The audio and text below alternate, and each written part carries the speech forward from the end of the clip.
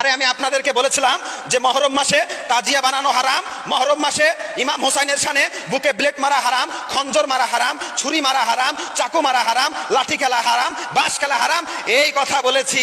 আর মানুষের মধ্যে একটা কোলাহল সৃষ্টি হয়ে গেছে, মানুষ নিয়ে আমাকে নিয়ে সমালোচনা করতে আরম্ভ করেছে। শোনেন, হারাম বলেছি হারাম, যেটা হারাম হারাম। এ প্যারে মুসলমান, গর্দন যদি চলে যায় তারপরে বলবো হারাম হারাম হারাম।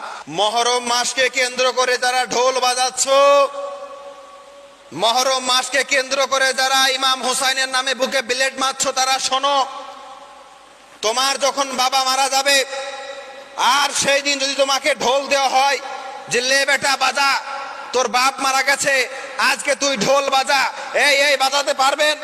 বাজাতে পারবেন বলেন? যদি বাজাতে না পারেন তাহলে ইমাম হুসাইন রাদিয়াল্লাহু তাআলা আনহুকে যখন শহীদ করা হয়েছে সেই দিনকে উপলক্ষ করে